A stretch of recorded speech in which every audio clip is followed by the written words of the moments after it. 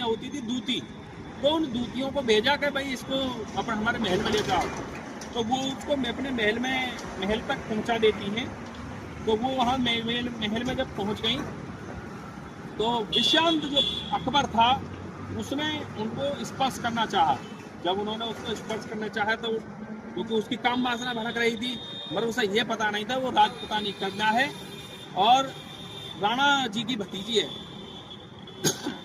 उन्होंने उसे बहुत सारे प्रलोभन दिए। उस प्रलोभन पर भी उन्होंने उनको स्पर्श नहीं करने दिया। उन्होंने तुरंत झटके से अपनी कमर से तेज कटार निकाली और उसकी छाती पर लगा दी और उससे कहा कि आप, भगवान ने जो सतियों की रक्षा करने के लिए बादशाह को बनाया है और आप ऐसे कुटिल कर्म कर रहे हैं, आप बलात्कार कर रहे हैं, लेडीजों के साथ बलात्कार करते हैं, ये आपको शोभा नहीं देता। और तुझे पता नहीं है मैं किस कुल की कन्या हूँ। महाराणा प्रताप जिससे तू थर-थर कांपता है उनकी मैं भतीजी हूँ।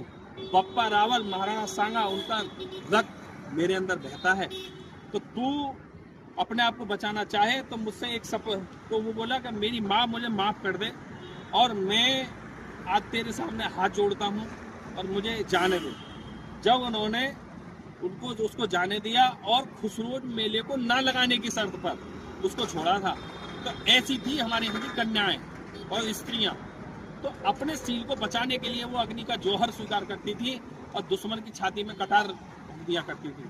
तो ऐसी ही कन्याएं और ऐसी ही स्त्रियों से हमारा देश बचा हुआ है। उनसे हम सीख लें और हम आगे अपने उस पर डटे रहें। ऐसी ही स्टोरियों के साथ में मैं आपके सामने आता रहूँगा। आपका भाई कुंवर गोविंद राणा। जय